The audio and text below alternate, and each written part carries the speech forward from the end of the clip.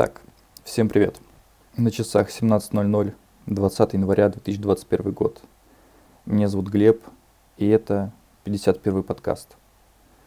Без лишних слов просто начинаю читать цитаты каких-то людей, которые жили 100 или 200 лет назад. Так, сегодня первым будет Жан Россес. Нет, Жан Россес. Угу. Это французский философ, историк и преподаватель. Так, история никогда не приведет к тому, чтобы личное мужество, индивидуальное благородство стали излишними для людей.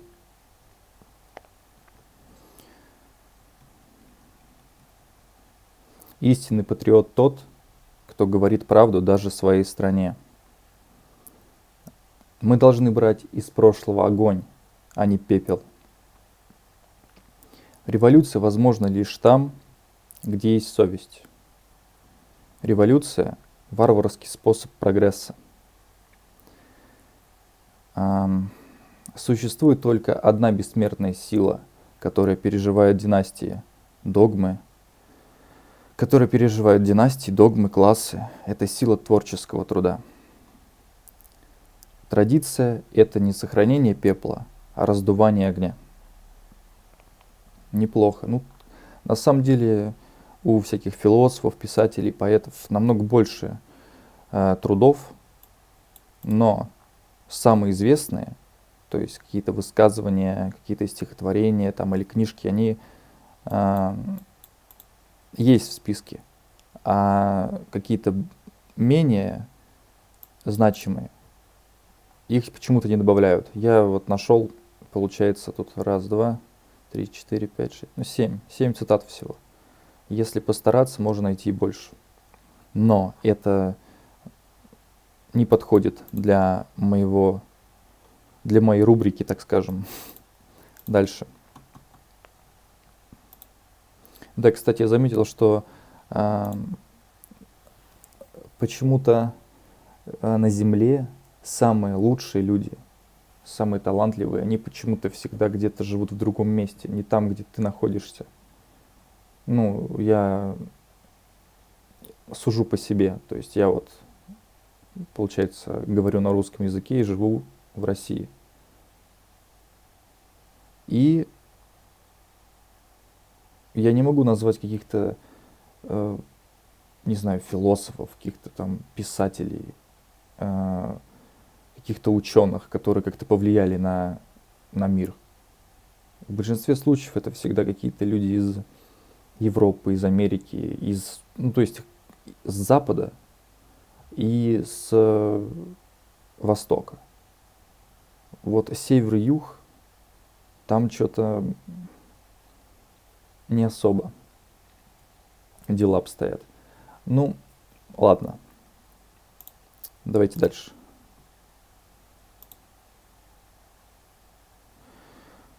Я давно не записывал ролики, уже как будто бы разучился.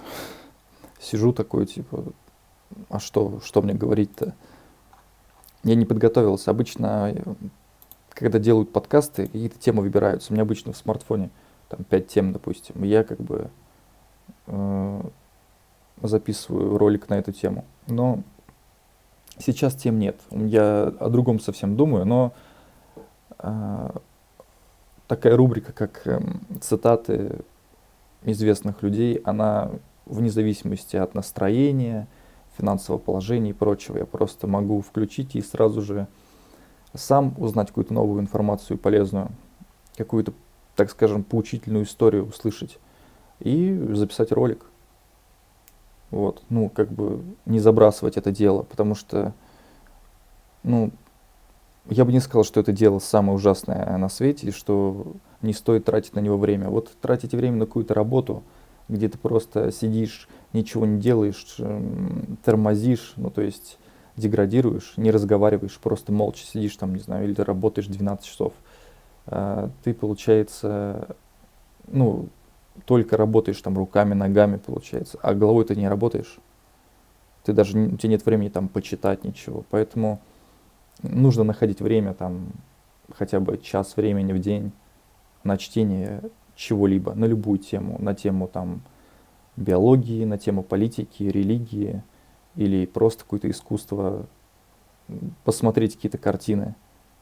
Типа вот люди старались как бы, типа как они это сделали, оценить, найти в этом что-то. А не так, типа, ой, что-то это, да просто обычная картинка. Но нужно глубже смотреть, блин, так вот ко всему можно относиться, что, ой, да что, какая-то песня, да фигня какая-то, ничего там полезного. А ты вслушайся, там много, блин, чего сказано, там какие-то отсылки есть. Вот. Так, ого.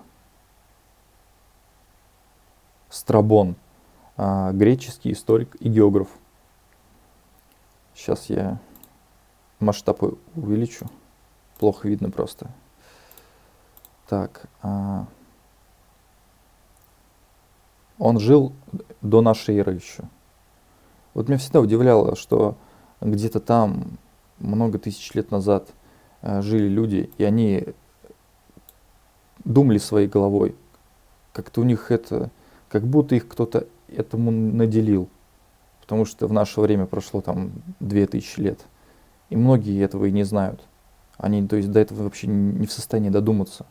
Хотя, ну, то есть, я реально пока вот не понимаю, как это работает, но факт того, что где-то там в Греции это все было, а в России такого никогда не было.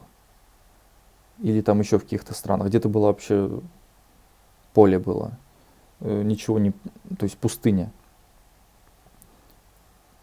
Вот. Но это пустыни потом что-то там сделали, что-то построили.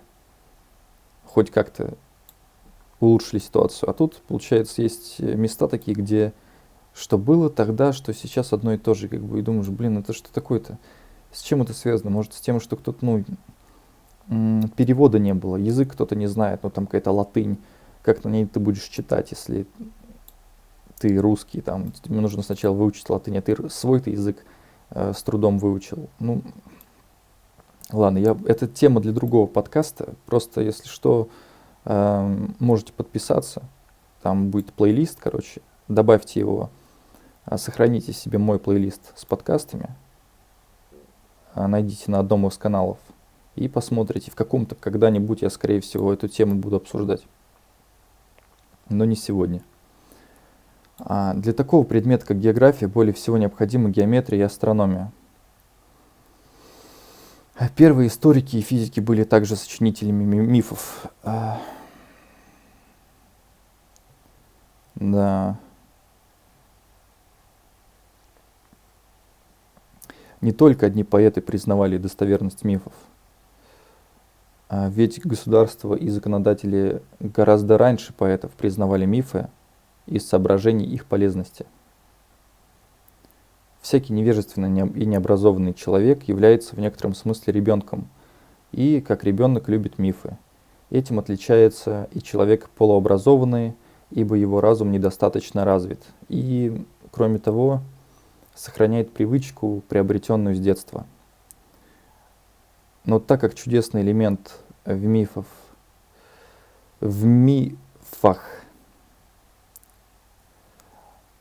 не только доставляет удовольствие, но даже внушает страх,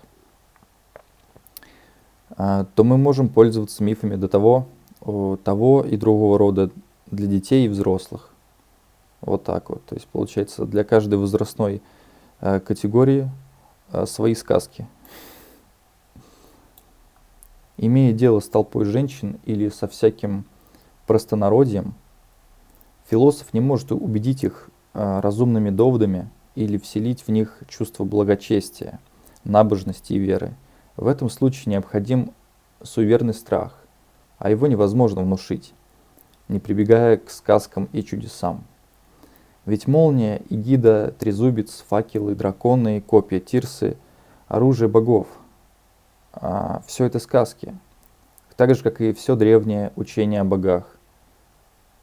Но основатели государств признали священными эти сказки, превратив их в некие пугало, чтобы держать в страхе людей простодушных. Если ты простодушный и ты чувствуешь, что сказки тебе по кайфу, то значит, точнее, если ты веришь в сказки, то, скорее всего, ты простодушный.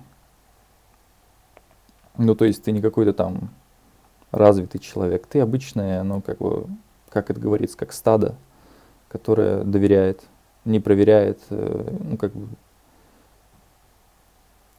и другого ничего не знает. Как бы вот сказали, вот что первое тебе там, знаете, как в первые там годы твоей жизни тебе что-то насоветовали, ты к этому привык, ты так и живешь, ты потом не меняешься, ты застрял. Вот. У тебя даже нет в мыслях, может быть, поменять что-то, может быть, попробовать другое, есть же другой мир. Ну, так скажем, другая точка зрения, почему бы не прислушаться? Ну, даже, знаете, можно прислушаться к другим людям, которые вам не нравятся, только для того, чтобы, ну, увеличить, значит, деньги в своем кошельке, потому что, глядя на них, думаешь, ну вот они лучше живут. Возможно, они что-то делают правильно, а возможно и нет. Есть же такие случаи, когда вот человек вроде при деньгах, а потом оказывается, что был суд, и его, значит, посадили на много лет. Надо, видите, отличать. То есть один человек богатый, другой богатый, один одним делом занимается, другой другим. И вроде бы они все, оба делают все правильно, но как бы один плохо закончит. И лучше выбирать какие-то честные способы. Ну да ладно, я просто, блин, вот реально, я еще так увеличил масштаб, что мне, блин, что-то я как будто бы сонный, торможу немножко. Как мне так сделать? Не готов я был к философии сейчас, я думал, что-то попроще будет. Но статьи, какие мне попадаются, такие я и читаю.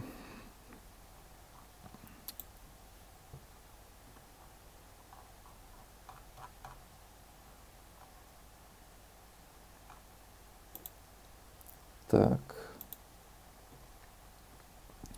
Короче, этот подкаст, он такой, ну просто, чтобы как бы проявить активность. Ну, знаете, был там онлайн, там последний раз какого-то числа, вот в таком духе. Я что-то давно ничего не загружал, не публиковал в социальных сетях. И у меня просто был какой-то период, я много всего загрузил. Много роликов, много фотографий, каких-то твитов там, блин, 1000. Это было давно еще.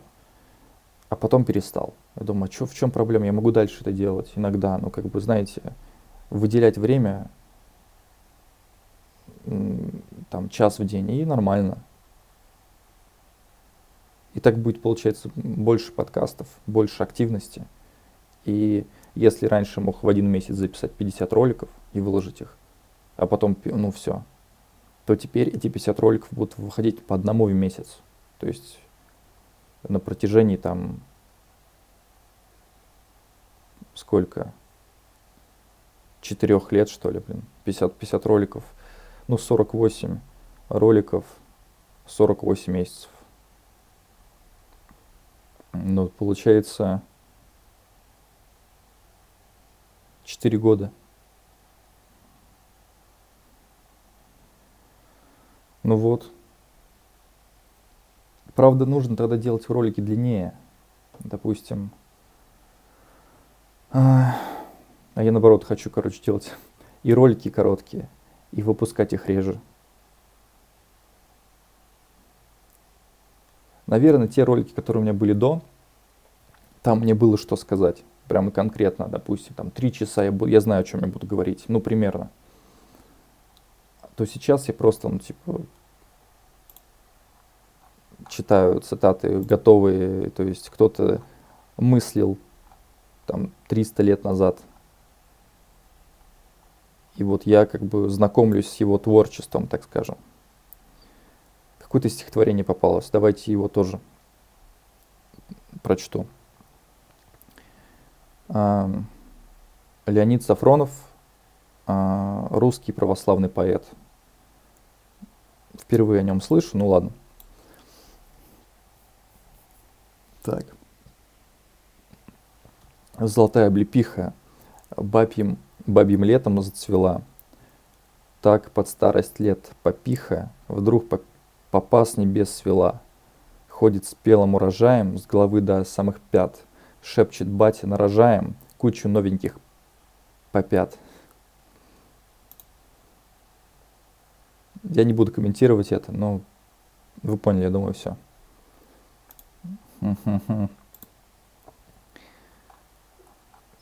Так.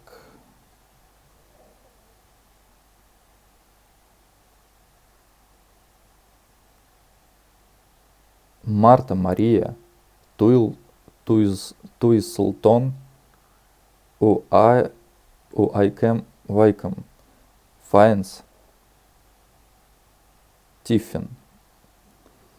Английский кинорежиссер, сценарист и кинопродюсер. Процесс киносъемки крайне необычен. Люди расхаживают в исторических костюмах с мобильными телефонами и жуют сладкое с сахарозаменителем. Моя семья была эксцентричной, но не относилась к богеме. Мой отец неординарный человек, мои родители всегда были невероятно близки, мама была одаренным художником, а у отца к тому же была великолепная визуальная интуиция. Особенно это касалось архитектуры, дизайна, цвета и формы. Подкаст уже идет 16 минут, ну еще может минутки 4 хватит.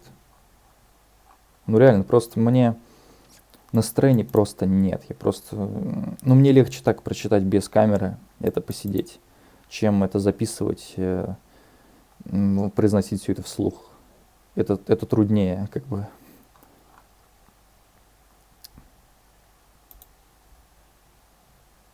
Так, что там? Блин, вот кто это такой? Сейчас, секундочку.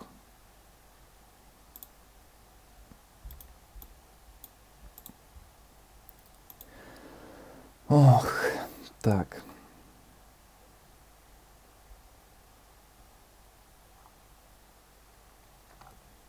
Ну вот давайте, наверное, я просто ищу такие статьи, где мало цитат.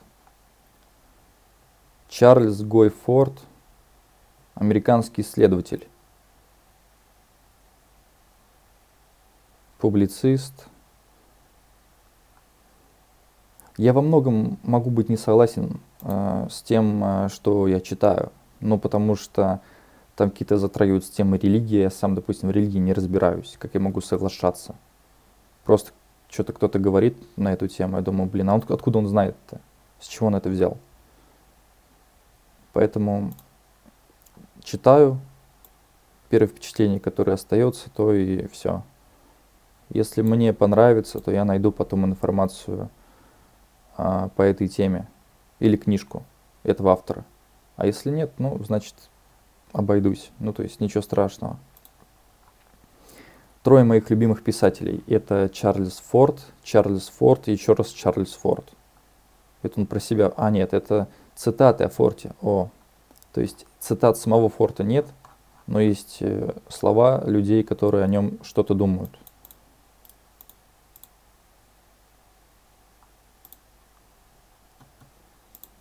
Короче, английский писатель Эрик Рассел вот так вот сказал о Чарльзе Форте. Видимо, он нашел что-то в его работах такое хорошее. Нет никаких сомнений, что широкое использование материала Форта в научной фантастике начинается с публикации «Зловещего барьера». Хорошо это или плохо, поразительная масса научно-фантастических наслоений вокруг феномена Форта и диковинных талантов на грани отсутствия логики, исходящих от него. Ни одна работа, вышедшая из-под пера, находившаяся когда-либо в человеческих руках, не принималась фантастами и любителями с таким энтузиазмом, как книги Форта. То есть тут разные люди, какой-то Дональд Уолхейм, Эрик Рассел, еще кто-то.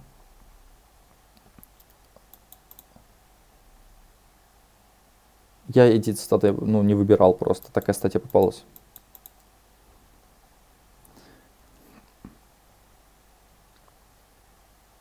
Чарльз Форд как раз и был собирателем самых разнообразных, загадочных, таинственных, необъяснимых и необъяснимых историй, в поисках которых он перерывал невероятное количество архивных документов, книг, газет и журналов. А воздействие его на умы окружающих объяснялось прежде всего тем обстоятельством, что в длинном ряду коллекционеров непознаваемого и непознанного он был первым. В недрах идей и фактографического материала Чарльза Форта устроил себе просторную экологическую нишу не один автор. Там мирно паслось несколько десятков писателей-фантастов. Не очень люблю фантастику, поэтому дальше.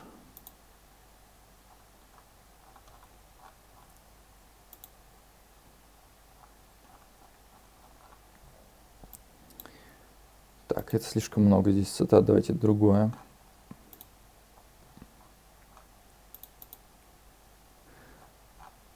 Может, еще на какую-то тему поговорить заодно уж.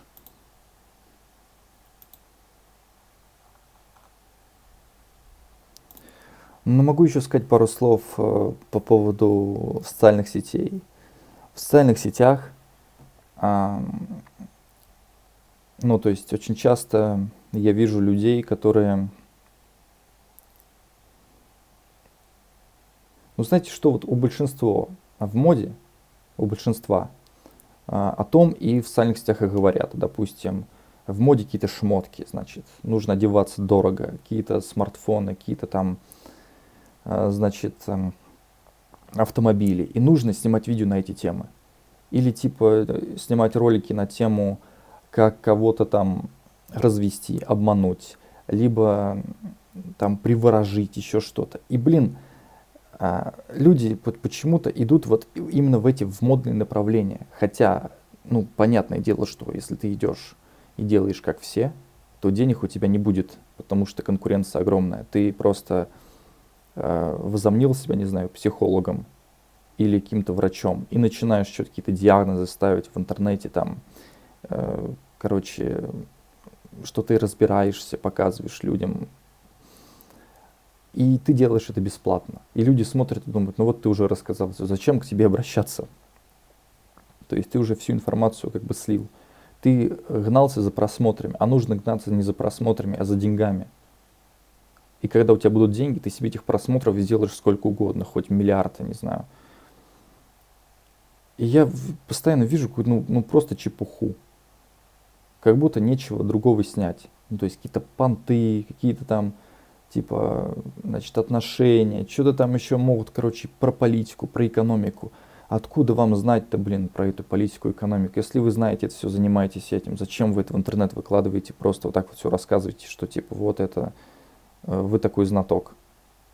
Ты знаток экономики, но ты ничего не зарабатываешь. Ты знаток политики, но ты не работаешь нигде, ты не политик. Ты там умеешь продавать, ты ничего не продал.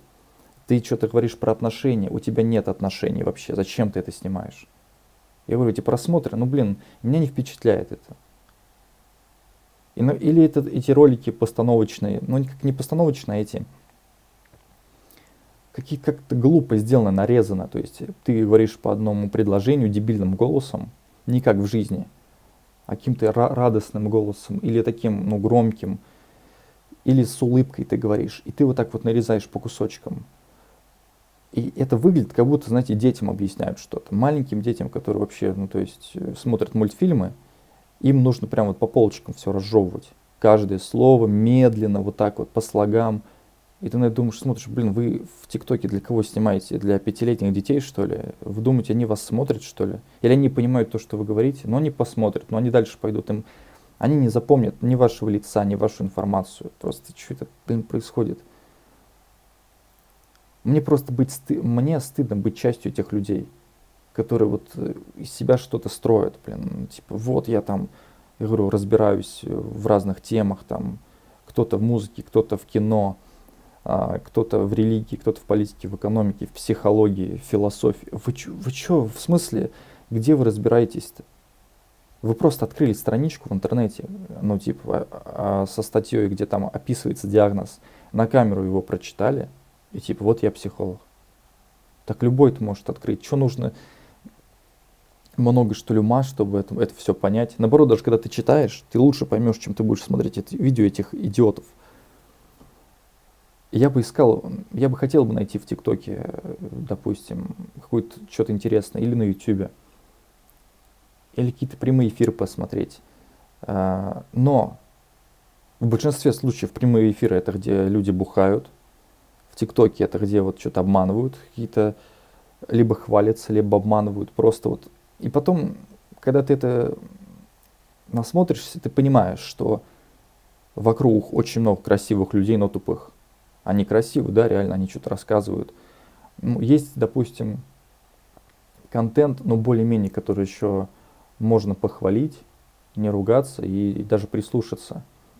И это люди, которые учат других людей разговаривать на каком-то языке, там, на английском, на немецком. И я вот на это смотрю, думаю, да, вот реально полезно.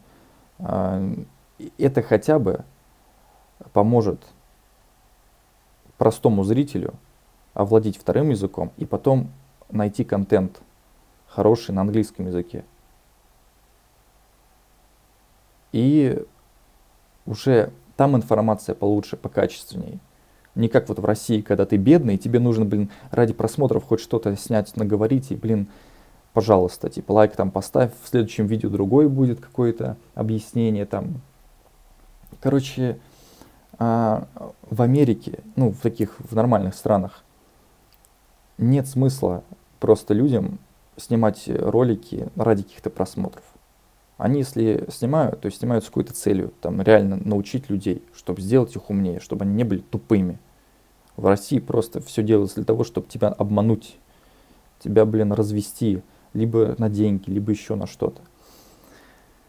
И, короче, если на Ютубе они, типа, эти люди никогда бы не взлетели, они где-то на дне бы остались, то и все, они бы перестали бы так делать. То в ТикТоке они, наоборот, думают, ох, как хорошо, здесь так удобно, здесь и накрутить можно, здесь и реально аудитория, ну, система рекомендаций работает хорошо, типа. Но прикол в том, что, это, понимаете, какая-то любовь к славе. Просто тупо быть популярным, но бедным. Мне это вообще не интересно. Мне интересно зарабатывать деньги, а когда есть деньги, то потом я могу на своем опыте записать ролик, основываясь на своем опыте, записать ролик и сказать, ребята, вот такой был у меня долгий путь, вот это я читал, с такими людьми разговаривал, там-то бывал, вот к чему это все меня привело.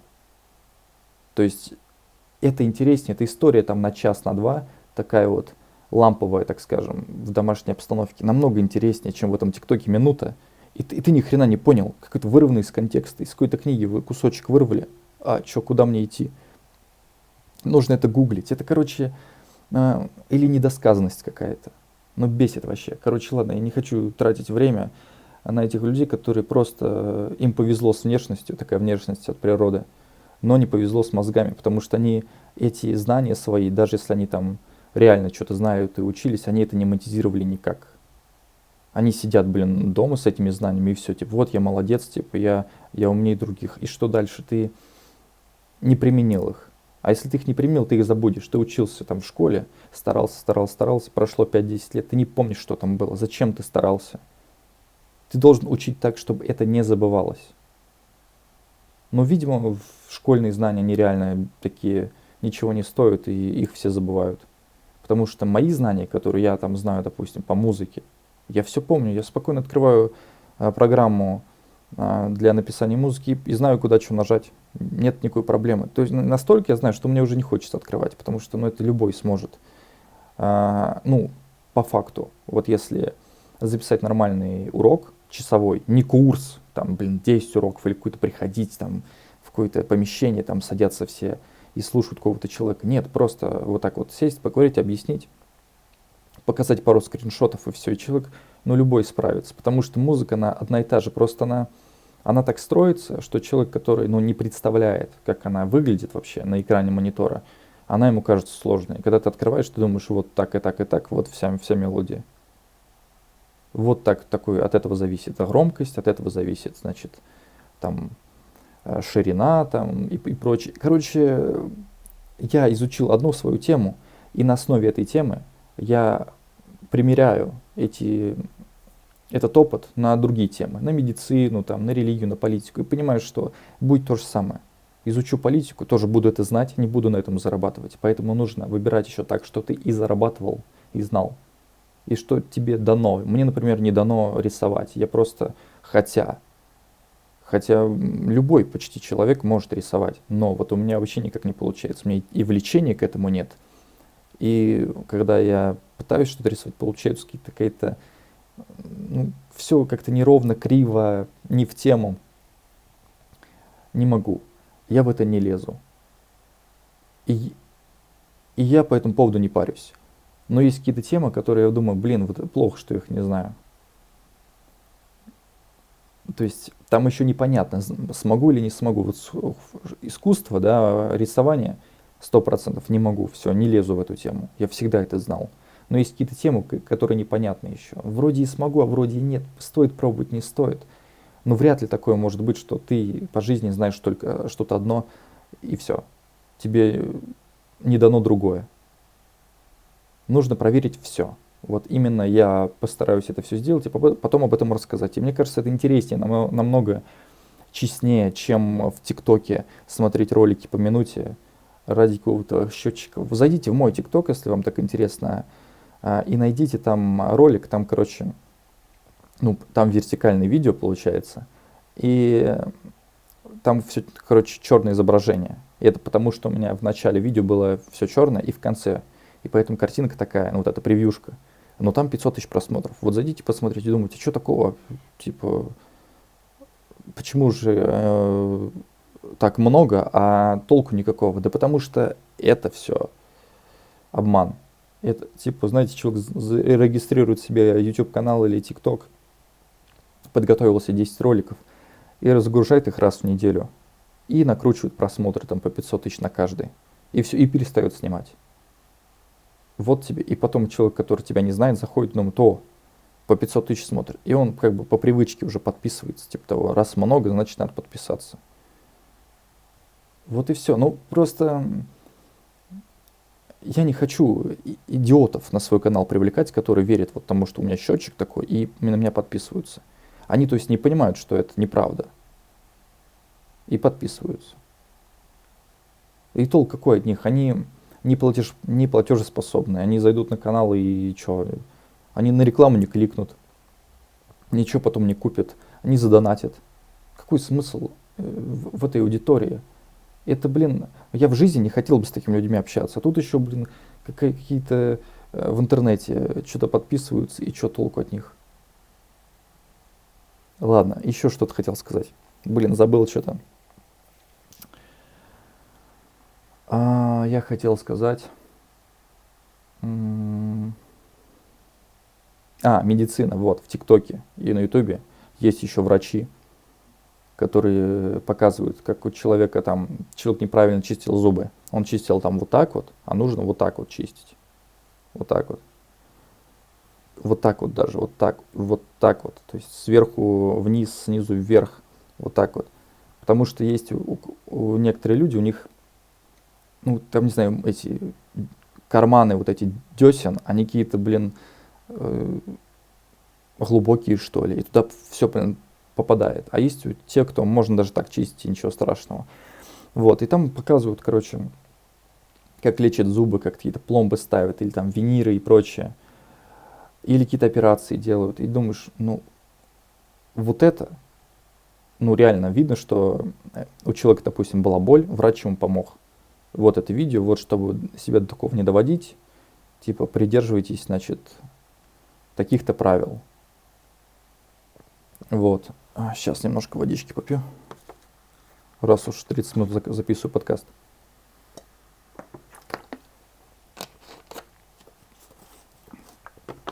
Это обычная вода, если что.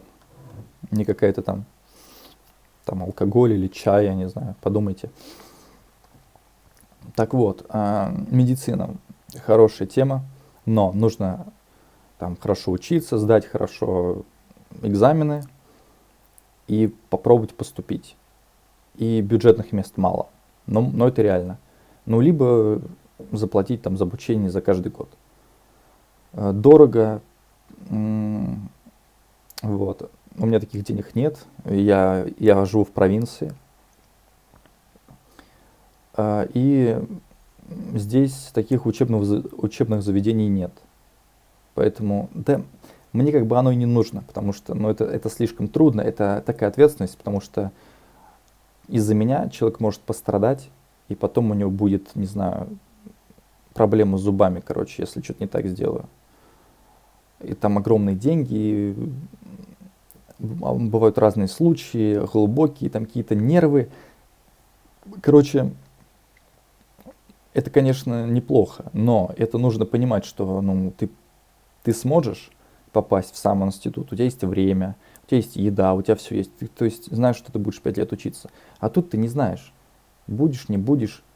Просто есть такие места, где ты заканчиваешь, короче, учебу и идешь, как бы, так скажем, в свободное плавание. Ищи, ищи сам, там, типа, куда хочешь, можешь идти, независимо от того, как ты учился. Вот, то тебя как бы направляют. Вот, типа, ты здесь у нас учишься, потом пойдешь туда работать, все будет нормально, зарплата будет, там будешь расти. А тут ты, получается, сам как бы давай, выкручивайся. Ну и с таким отношением, когда тебе с самого, блин, раннего детства все говорят, ну типа, давай сам, а ты думаешь, блин, ну как сам-то, блин, никакой подсказки нет, и все, и ты типа опускаешь уроки. Потому что, ну а что сам-то? Если... Это как, знаешь, говорится, что ну это не наши проблемы, ты нам не нравишься, короче, нам ты не интересен, поэтому давай там сам. А вот если бы ты был важен, то как бы, ну люди, ну может, как не знаю, сами чувствуют, так, вот этот парень там способный, ему поможем, или эта девушка способна. А тут как такого нет. Но я в это особо не верю, потому что такие способности. Есть просто понимание того, что вот этот ребенок из обеспеченной семьи, а этот нет. К этому нужно относиться лучше, а к этому хуже. Потому что у этого типа статус есть какой-то, а у этого нет ничего. И типа, чего? И пусть он так без статуса и остается. Вот, ну да ладно, я говорю, мне все равно, что там нефть, вот эта медицина, рисование, я в это не лезу. Мне это не нравится, влечения нет, склонности к этому нет, предрасположенности нет, все, как бы я спокоен. Но есть такие темы, которые, ну вот, например, музыка. Музыка есть, конечно, влечение, но слишком много людей умеют заниматься музыкой, и просто нет смысла даже с ними соревноваться. Все отпадает. Хоть я и изучил. Это, знаете, как-то помогло, музыка помогла тем, что меня как-то успокоило. Теперь я уже не воспринимаю искусство как что-то такое прям вау-вау-вау.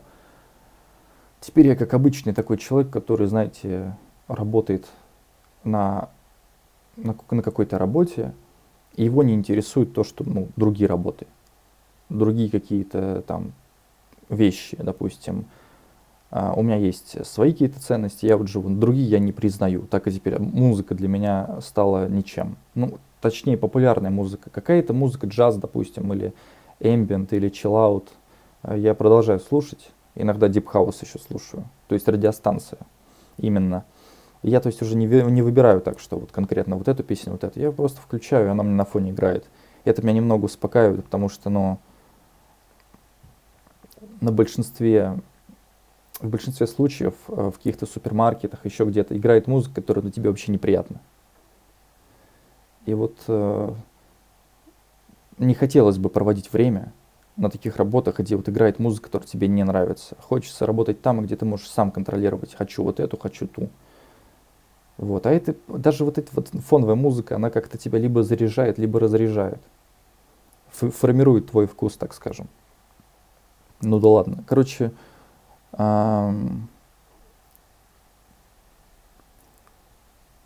еще современные философы мне не нравятся. Вот эти какие-то там типа гуру, или там тренеры, или еще что там, короче, эти коучи. Что-то какие-то цитаты, что-то пытаются сказать. И это выглядит так вот, так дешево. Думаешь, блин, что ты несешь? Это не глубоко, это просто вот, это любой дурак так скажет. Любой так сможет. А ты найди цитаты 300 лет назад, которые были написаны, сказаны. Вот это там очень все правдиво и глубоко. А твои, это что тут на поверхности, короче? Ладно, давайте еще вот, короче, Роза Люксембург, немецкая революционерка польско-еврейского происхождения, одна из наиболее влиятельных деятелей европейского коммунистического движения. Вот тут есть несколько цитат, я прочту сейчас и закончим на этом. По-моему, хорошо получилось. Я даже сказал то, что не планировал. Ну, то есть, ну, что-то от себя добавил. Быстрее и лучше всего учишься, когда учишь других. Вот в тему вообще. Это, ну, вы понимаете, олухи начитаются вот таких вот, короче, цитат и начинают действовать. Но дело в том, что ты, если тупой, и ты пойдешь учить музыке или науке, или там кораблестроению, ты ничему не научишь, ты ничего не поймешь. Ты привыкнешь быть вот этим лицом, который на сцене, блин, стоит и что-то болтает, типа мотивирует, и все. Ты не будешь знать, как это все работает от самого корня, то есть как вот растет дерево, да. Ты не будешь понимать, ты будешь видеть только вот есть дерево, и все, то есть на поверхности будешь видеть. А там вот эти корни, ты их никогда не узнаешь, что там было. Потому что тебе этот коуч не рассказал, он сам не знает. То есть, понимаете, настолько можно глубоко копнуть, что понять, где были растения, где они впервые появились. Потом их там перевезли, они начали там их, получается, сажать, и они там начали расти. То есть в других условиях. Ну, короче, блин, там столько всего. Нужно тесты всякие делать, анализы. Подходит, не подходит, температура, влажность. А эти просто что-то вякнули, и вот, и все, и ты им поверил. И ты потом пытаешься повторить или сделать так, как они говорят, у тебя не получается. У тебя, допустим, дерево падает. Ты пытаешься вырасти, но у тебя падает. Ты неправильно делаешь, тебе не объяснили. Ну, короче, потом. Самая безоглядная революционная решительность и самая великодушная человечность, только самая безоглядная революционная решительность и самая великодушная человечность, только в них истинное дыхание социализма. Мир должен быть перевернут, но каждая пролитая слеза, которую можно осушить, это обвинение, а каждый человек, который, спеша по важному делу, просто по грубой невнимательности давит бедного червя, совершает преступление.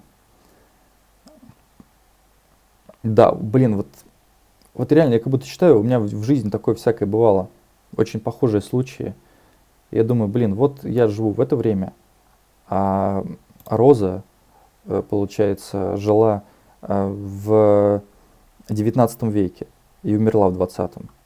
То есть задолго до моего рождения. Я в современном мире с таким же сталкиваюсь. И реально,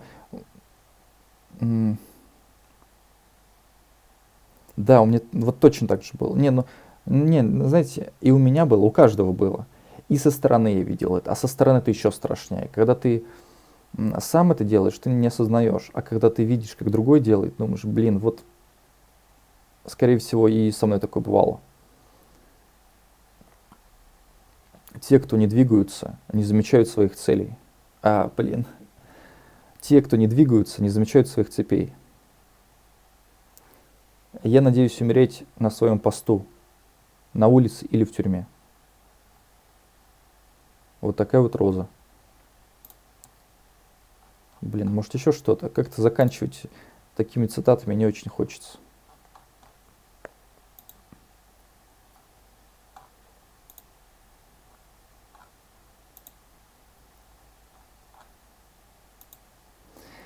Понимаете, кому-то повезло, они в жизни встретили нужных им людей, эти люди им подсказали, ну, как бы поставили на ноги, так скажем, вдохновили, и прочее. Ну, то есть выработали привычку с самого детства стараться идти по правильному направлению. А не так, типа, ты не разбираешься ни хрена, куда тебе в какую сторону двигаться. Ну, типа, старшие должны тебя этому учить. Вот, а бывает так, что старшие попадаются неграмотные, и все, и ты, короче, застрял. То есть ты никогда... У кого-то, кому-то повезло, кто-то родился в нормальной семье, который образованный, у них там был какой-то дядя образованный, или брат, или какая-то там еще женщина была. Ну, просто какой-то человек, который, ну, просто рядом был. И он просто изменил жизнь ребенка. Ребенок вырос, офигеть, каким крутым. А бывает такое, что просто все окружение тупое. И ты пытаешься найти каких-то умных людей, а эти люди либо тебя как бы, либо их нет, либо они тебя не принимают. И ты думаешь, ну блин, вот не принимают ведь по причине того, что ты им никто. Вот, каждый человек способен. Просто потом, когда тебя настолько со всех сторон льется пропаганда, то ты думаешь, что это реально, ну, это правильно, это хорошо, то есть в этом нет ничего плохого. Ну, типа, все так живут, я буду так жить. И все, и как бы назад дороги нет, типа того. Грустно вот это. Пропаганда советская пропаганда, пропаганда коммунистических идей и советского образа жизни. Вот, прям в тему. Лозунги, там что-то КПСС в 1917 году по 1991 год. То есть вы-то родились, скорее всего, после 91-го, поэтому вы, наверное,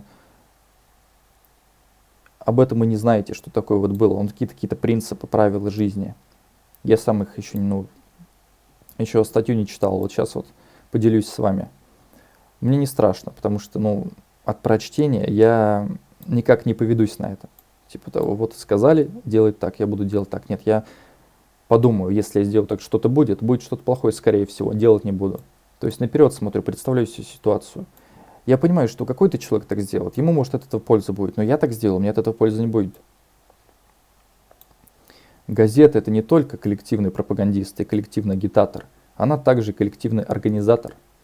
Да здравствует верный помощник партии, ленинский комсомол. Жить стало лучше, жить стало веселее. Это сказал Иосиф Сталин. Миру мир. Идеи Ленина вечны. Вы понимаете, были такие вот, получается, лозунги, а прошло сколько, получается, сейчас я посчитаю, 74 года, что ли? Да, и все, нет Советского Союза. Хотя кто-то думал, что реально это навсегда. То есть надо так вот жить. Вот эти правила жизни, они, то, получается, все, они испарились. Не, ну, может, как-то остались, их переработали. Как бы немножко там дизайн поменяли. А также все то же самое. Изучайте великий путь партии Ленина-Сталина. Искусство принадлежит народу. Конституция СССР – основной закон нашей жизни.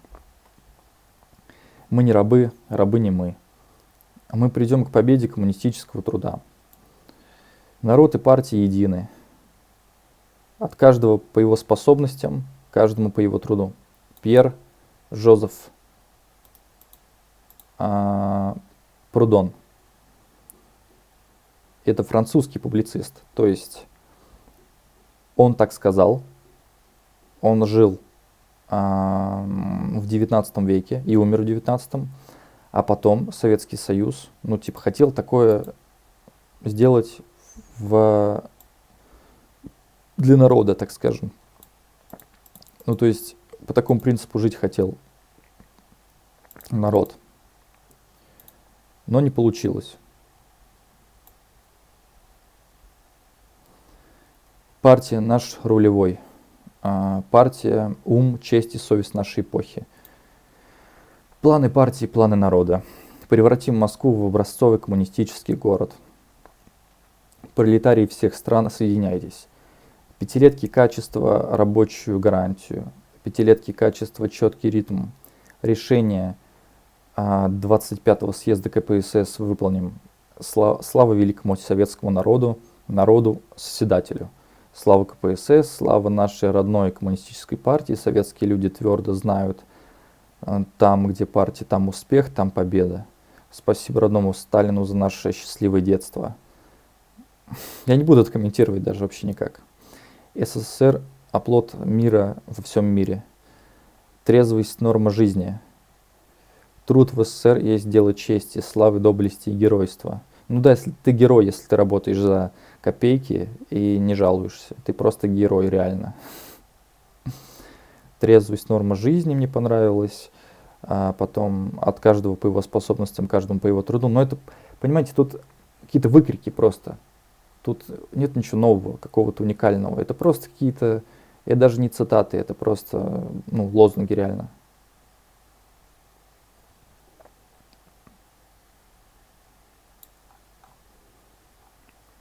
Блин, что-то не очень попадается сегодня, инфа какая-то вообще. Дальше. Не хочу этим заканчивать, хочу еще что-то.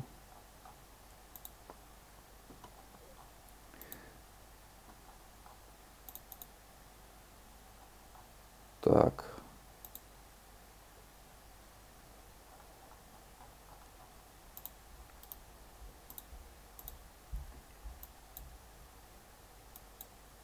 Вообще не люблю всякое там, знаете, военное, поэтому, а тут цитаты попадаются именно военные.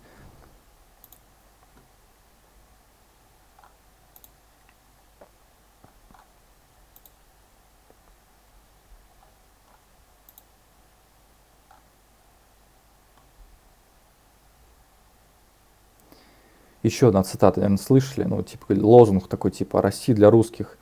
Политическое господство и наиболее выгодное экономическое положение в России должно принадлежать русским.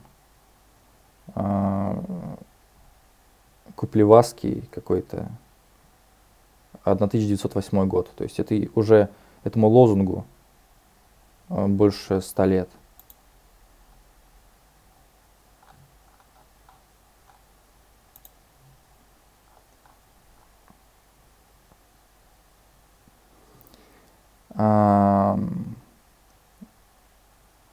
Семен Глузман, психиатр, бывший политзаключенный, диссидент, общественный деятель. 2 цитаты. Вот на этом мы закончим. Когда-то в своей романтической лагерной молодости я думал, вот произошло бы чудо. Ушла бы в тартарары все засекречивающая советская власть. Люди узнали бы правду о жизни в цивилизованных государствах. И все бы сложилось само собой, по-честному, по-настоящему. Не сложилось. Ведь все мы умрем, многие от рака. Впрочем, может и есть какая-то логика в том, что горькая наша жизнь в презирающем нас государстве должна заканчиваться горькой, мучительной смертью.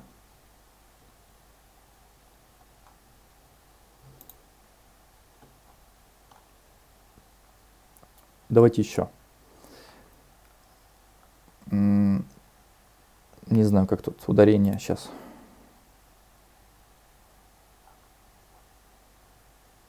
Наверное,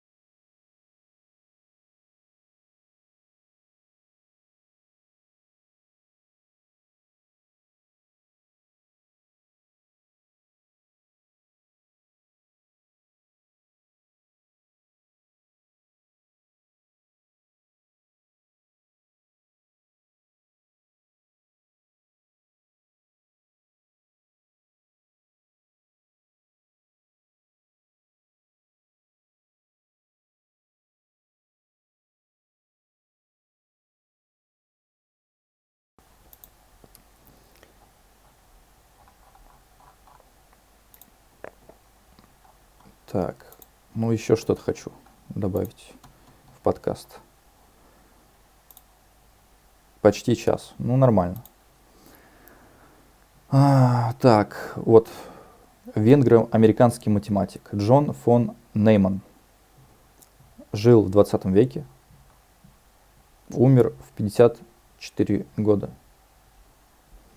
Если люди отказываются верить в простоту математики, то это только потому, что они не понимают всю сложность жизни.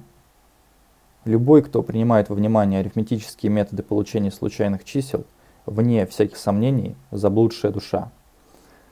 4 параметрами он может описать слона, а с 5 заставить его махать хоботом. Ну что, достаточно, я думаю.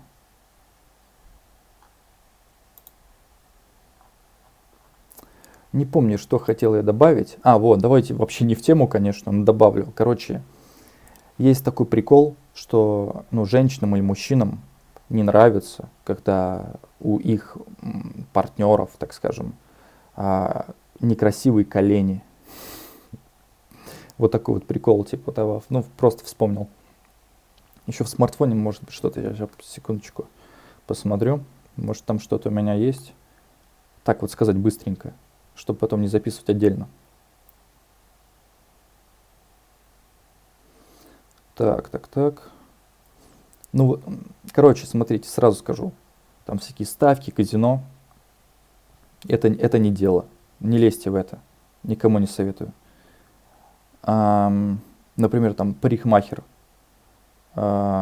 Профессия такая вот есть, да. Мне не подходит. Не умею я это делать и учиться не хочу. И вообще не нравится. Хотя это перспективно. Оператор. Оператор — это человек, который сидит, либо принимает, либо сам звонит кому-то. Принимает звонки, либо сам звонит кому-то. В большинстве случаев это развод. Ты звонишь, что-то навязываешь, обманываешь. А когда ты принимаешь звонки, ты делаешь какую-то такую дурацкую работу, которая ничего вообще не стоит. Тебе позвонили, назвали цифры, ты их напечатал и сохранил. И все. Что это за работа? Разве ты будешь развиваться на этой должности? Нет, ты будешь тупеть. Вот. В современном мире люди заходят на сайт, сами вручную пишут, печатают, что им нужно, сохраняют. Не нужен оператор. Это бесполезно. Это просто вот бот, написанный программистом, намного эффективнее, чем оператор. Или, знаете, звоните оператору, и там голосовой помощник подсказывает, нажмите цифру 1, нажмите 2. Намного эффективнее, чем даже звонить оператору. Поэтому я в такие стараюсь не лезть в сферы деятельности. Такие в кавычках работы меня не устраивают. Так, спорт. Вообще, то есть я пытался чем-то заниматься, не мое просто. Это, во-первых, нужно выглядеть хорошо, потому что тебя камеры снимают. Ты спортсмен, Ты должен еще и хорошо играть. И желательно, чтобы у тебя был хороший тренер и родители тоже спортсмены.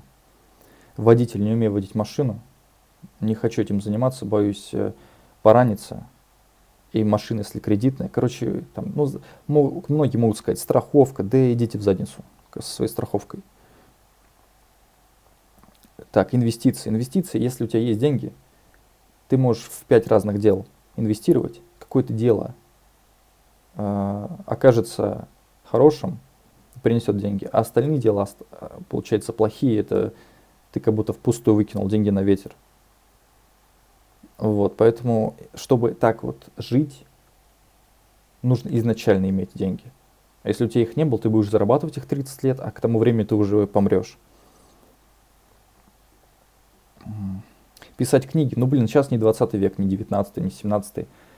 И сейчас век технологий, поэтому писать, тем более столько написано уже, зачем писать еще? Вы прочитаете то, что было 300 лет назад, потратьте годы, там можно 15 лет потратить, там тома целые, там книжки по 1000 страниц. Так что писать свои — это вообще, тем более, если вы русский, то вообще не пишите. Вы читаете американцев всяких, там европейцев, может быть даже японцев. И когда их прочитаете, все книжки, большинство, много то тогда можете попробовать и свои. А до этого, чего вы напишите чепуху полную? Даже не пытайтесь. В 21 веке это вообще нереально. И денег это не принесет. Ну, блогерство, там, съемка в кино тоже ничего принесет. Максимум, на что вы можете рассчитывать, это съемка в массовке. И что это такое, блин? За там 500 рублей или за 1000 ходить в какие-то странные шоу, тратить на это время. Лучше займитесь изучением чего-то другого. И потом, когда вы станете кем-то, вы можете, блин, договориться так, что вас за деньги пригласят в какое-то кино снимать. Ну, типа, у вас будут связи, даже не за деньги, просто, типа, вы будете тут жить богатой жизнью и познакомитесь с кем-то. И этот человек подумает, а не хочешь у меня там сняться там, и все, как бы вот эту задачу вы выполните, типа там засветиться на экране. Ну зачем на самом деле светиться на экране в 21 веке, если ты можешь в интернете записывать, точнее на компьютере записывать ролики, или на видеокамеру, или на веб-камеру, все публиковать в интернете, и все, такая же у тебя должна быть слава. То есть чем ты отличаешься вот ты вот в жизни, ты перед веб-камерой, и ты на экране кинотеатра. Чем ты отличаешься? Ты такой же абсолютно. Вот. И даже когда ты будешь в кино сниматься, ты будешь играть какую-то роль. Ты можешь себя там не раскрыть. А дома ты себя можешь раскрыть. Так что подумайте, к чему вы стремитесь. Вы куда-то летите постоянно, гонитесь. А на самом деле не надо этого делать. И это было, понимаете, и 20 лет назад так, и 30. Тогда просто нельзя было попасть, ну, было какое-то, знаете, как на телевидении время ограниченное. Есть какое-то кино показывают там в 15:00. Вот. Для вас там места нет. Сейчас место есть для всех. В этом плюс. Но мне кажется, в 20 веке многие не думали о том, чтобы посвящать себя какой-то там кинокарьере. Или наоборот, думали тогда, а сейчас нет. Потому что тогда в этом был смысл, а сейчас в этом нет смысла. Вот. Так, еще мне здесь записано, не знаю, по поводу соседей, любых соседей в любом городе.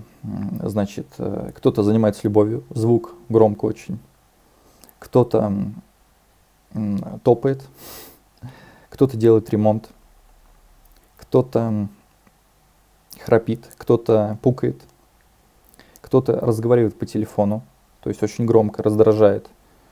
Кто-то плачет, ну дети там, кто-то музыку включают. Знаете, музыка бывает приятная какая-то, а есть какая-то рок-музыка или шансон какой-нибудь. Вы просто думаешь, блин, соседи, вы что там, из тюрьмы только вышли, что ли? Врубаете это, непонятно. Животные, запах. Животные тоже мяукают, гавкают, убирать надо за ними. И это уже немножко выматывает, когда ты живешь вот такой жизнью, когда постоянно там что-то, шум какой-то, запах. И, ну, короче, жесть. Еще что?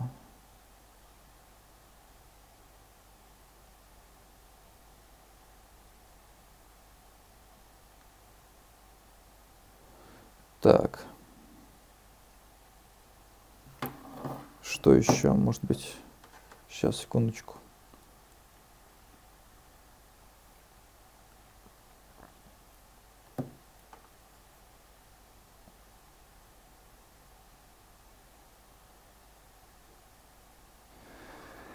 Короче, была какая-то еще цитата очень хорошая по поводу населения, что людей очень много, прям вообще жесть. Сейчас я, наверное, попытаюсь чем-нибудь.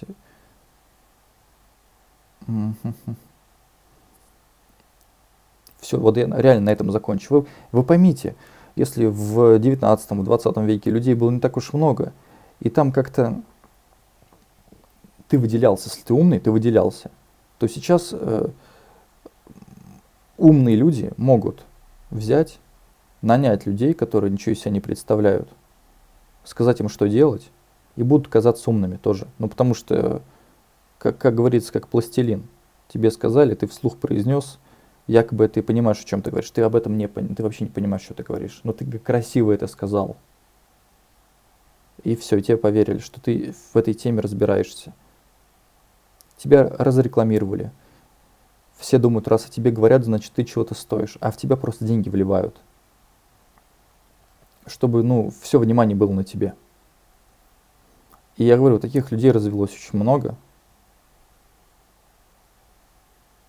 И я не собираюсь там бодаться с ними. Зачем мне это нужно, блин? Найду другую какую-то тему, другую сферу. А кто хочет заниматься там искусством, вот это все, занимайтесь, все это. Все двери открыты. Просто они открыты, а там это ни к чему не приведет. Это больше вливание денег. То есть перед тем, как заработать миллион, нужно там хотя бы 500 тысяч потратить на себя. Не в плане там даже знаний, а просто, чтобы твое лицо везде было. В рекламе, там в каком-то сериале и прочее. На афише на какой-нибудь. Вот, короче, есть такой человек, миллиардер.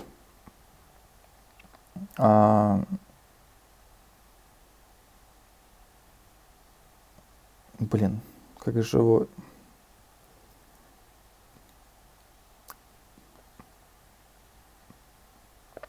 Сейчас, секундочку, пытаюсь.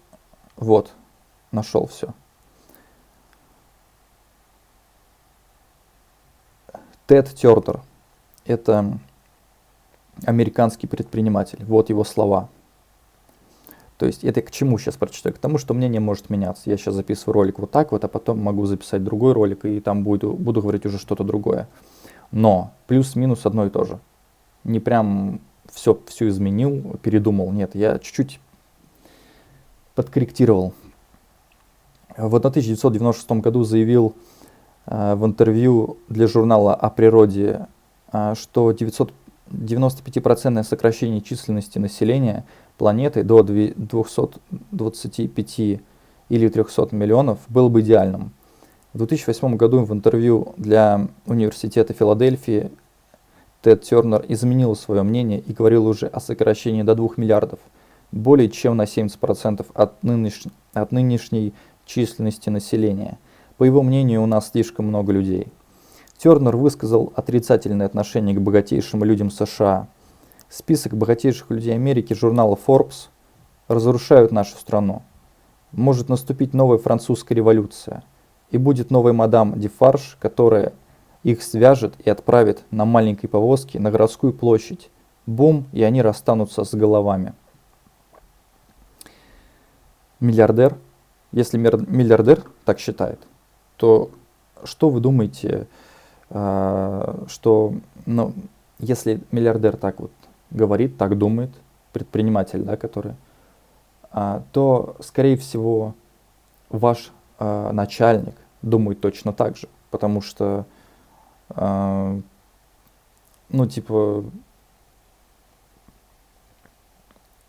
бы он воспринимает, что вы бесплатная рабочая сила.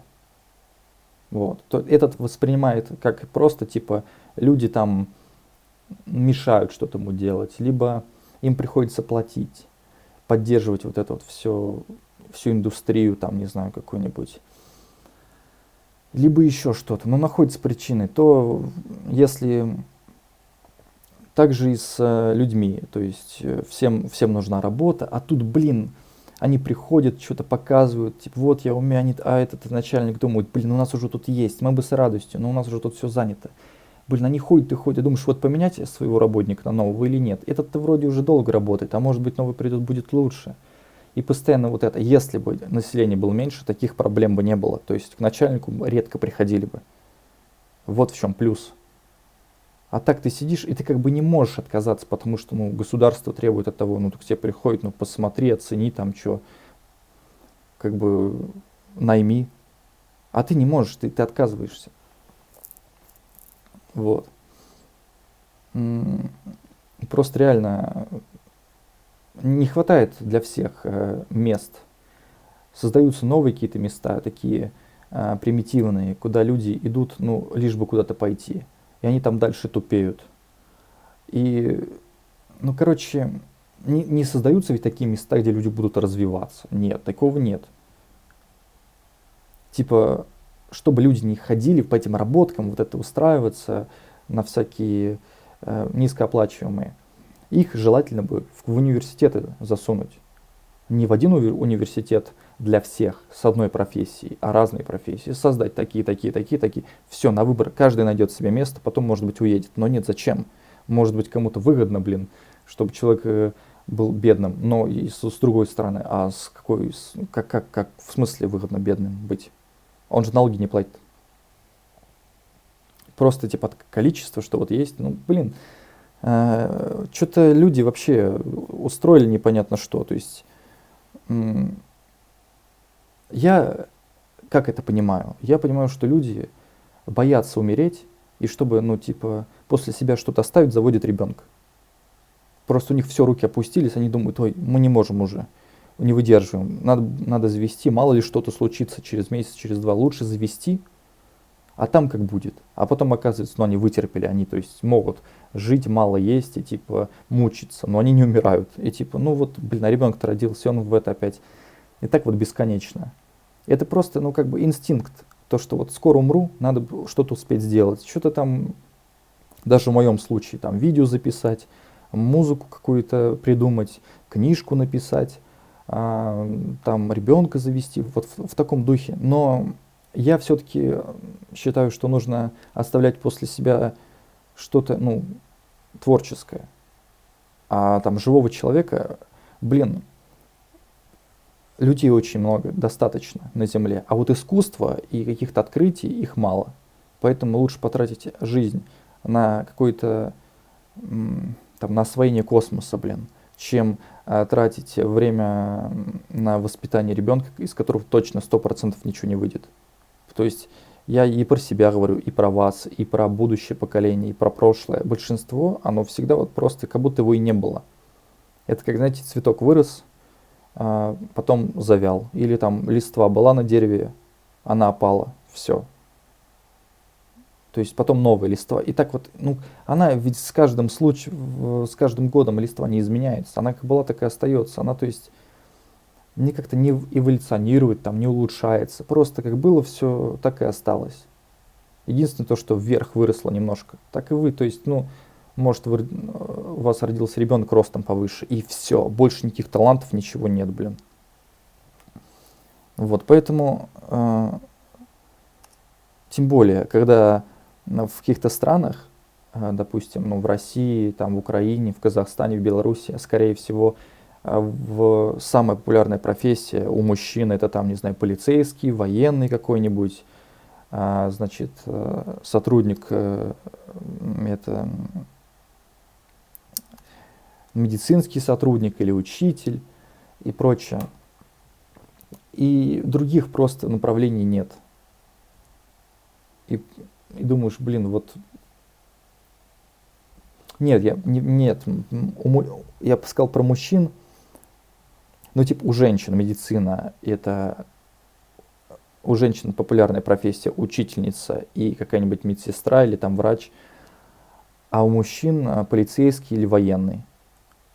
И все, и то есть другого ничего как будто бы не существует. Вот эти всякие продавцы, водители, какие-то охранники, вот это все. Просто это настолько уже, ну, как когда я перед собой вижу, блин, постоянно только одних там каких-то вот продавцов или учителей, или охранников, или военных, то у меня падает настроение. То есть я настолько это уже как бы заезженная тема, настолько это всем известно, все через это прошли, можно сказать, ну, большинство, там в каком-то даже поколении. И думаешь, блин, ну, надо что-то менять. Нельзя продолжать это, ну, там, не знаю, веками это все происходит. Зачем? Нужно попытаться заняться чем-то другим, чтобы жизнь была интереснее, чтобы было что вспомнить. А то что это за жизнь? Человек всю жизнь проработал там на железной дороге. И чё это? Чё он перед собой видел? У него была кабина просто этого поезда и рельсы, и все. И вот так вот он, не знаю, 30 лет. Ну то есть это как работать, не знаю, статуей. Стоишь просто, смотришь, там люди ходят, о чем-то разговаривают, а ты стоишь как статуя и просто, ну, тупеешь. Потом к этому привыкаешь, привычка вырабатывается быть дебилом, и все, ты уже ничего не будешь менять. И когда ты будешь говорить об этом кому-то другому, все будут считать, ты что, все так живут, ты нахрен так, что придумываешь. И еще одна тема. Если у вас были проблемы в детстве с родителями, со сверстниками, с учителями, еще с кем-то там, со знакомыми, или даже, ну, там, с девушкой даже, не только в детстве, а может, там, вам 20 лет, у вас уже проходит время, и когда вы, ну, так скажем, родителям пытаетесь сказать, ну, просто так вот, не специально, просто встретились на кухне или на улице. Если вы живете с родителями, вы пересекаетесь с ними на кухне. Если вы живете в другом месте, можете на улице пересечься или еще где-то. И вот бывает такое, что заходит тема про там что-то воспитание, про детство, про деньги.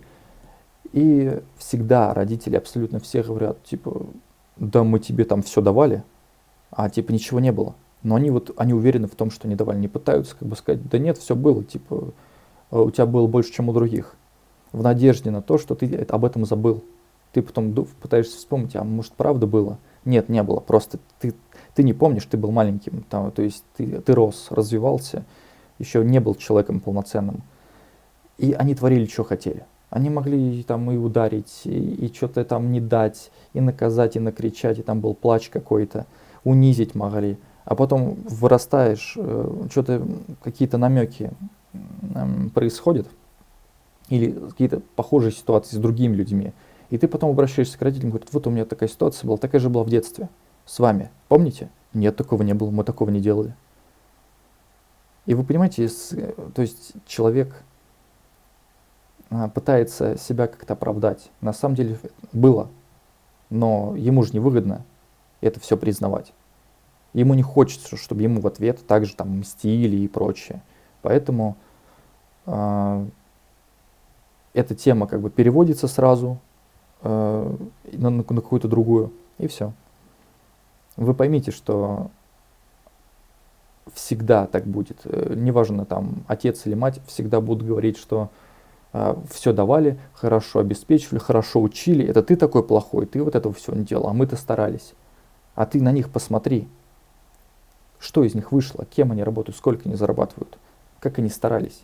Они себя-то на ноги не поставили, а тебе говорят, что они тебя там старались. Я говорю, быть как все несложно. 10 тысяч, 15 тысяч зарабатывать, это любой сможет. А родители, которые хорошие, которые, реально что-то понимают, умнее других, он зарабатывает больше. И старается, и развивается, не бросает, пока не добьется своей цели. А это все, человек ничего не делает, и типа учит других также жить. Ну, соответственно, у него ничего не было, у его детей ничего не будет, у его внуков ничего не будет. Вот это вот меня немножко раздражает, потому что, ну, можно было бы, ну, слушать себя, а не слушать других. Потому что почему вот эта тупость происходит, откуда она берется? Да потому что человека окружают такие люди, которые ему сказали когда-то, ну я вот ничего не знаю и прекрасно живу, и ты так можешь. Он такой, правда? Я тоже буду так жить. И все, и как бы, и он не ищет себя человек, он принимает это как, ну, так суждено. Ну как же, подожди, там 500 лет назад, там, или там сколько, я не помню, кто-то плавал на кораблях, что-то изучал, как они вот так собрались и решили поплыть. Почему ты так не собираешься, почему ты не стремишься? Они вот в этом, значит, решили открывать новые земли. А ты попробуй открыть новое лекарство, еще что-то. Но стремись к этому. Че ты, работаешь на примитивной работе и это мучишь других? Что это нормально? Это ненормально. Это нормально только тем, кто, животным. А человек нормальный, который считает себя все-таки высшим существом на планете, то вот он, когда не получает этих знаний, когда он хочет, просит, а ему никто не дает ничего, он что-то думает, блин, ну как же так, я, то есть не дождусь никогда. И мне придется идти, унижаться, как и все. И типа, ну, они-то не унижаются, им-то это нравится, но ты-то понимаешь, что это не твое место. Ты пытаешься найти свое место, это долго.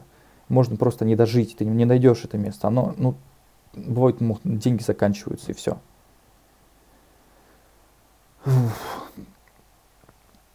Я говорю, люди просто, они, так, как сказать,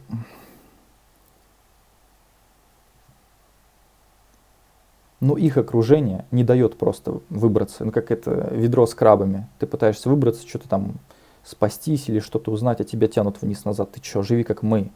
Не надо, типа того, с чего ты взял, что там тебе будет хорошо. С одной стороны, бывает такое, что дети идут, выбирают какой-то странный путь. Кто-то там начинает пить или курить, или там употреблять наркотики. И в таких случаях, да, родители могут помочь и остановить ребенка.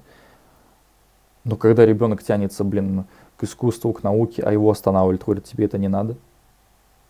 И говорят, что тебе ближе вот это, а ты смотришь на это ближе, и думаешь, и ты начинаешь представлять в голове, кто работает на такой работе, кто вообще в этой профессии долгие годы находится. А ты смотришь, там какие-то уголовники, какие-то больные, инвалиды, или гомосексуалисты, или наркоманы. И ты думаешь, блин, что-то так это наоборот, родители тебе советуют пойти в то место, ну или знакомые, где ты скатишься. Они тебя прям как будто на гибель посылают. Ну то есть ты жил, никогда не пил, не курил, пошел на эту работу, там такой коллектив, они тебе предложили, ну ты, блин, что, куда деваться? И все, и скатился, и ты потом уже как бы не восстановишься никогда. Твой мозг будет разрушен, твои ценности будут, короче, все, тебе скажут, что твои увлечения это полное фуфло, то есть, и ты поверишь. Ну потому что ты не будешь видеть, что есть кто-то увлекается таким же, как и ты. Ты можешь увидеть только в интернете, что кто-то также увлекается, но вряд ли ты с ними начнешь общаться. Потому что они могут, может быть, горды и скажут, да нет, ты что, ты никто, ты какой-то там вообще на самом дне, мы-то вон уже состоявшиеся личности. И тебе нужно тоже состояться, дойти до их уровня, а только потом с ними дружить. Ну а тебе нужно как-то расти, ну тоже с такими же маленькими, как и ты, личностями начинать советоваться. А потом вы вместе будете расти, а потом вы найдете еще и других. Но это не случится, понимаете? Ну, по крайней мере, я так это вижу. Я сколько раз пытался найти какое-то решение. Я понимаю, что решений просто нет. То есть это конец. Вот, так что, ну, думайте сами, короче. Я никого не заставляю. Просто вот так вот считаю. Ладно.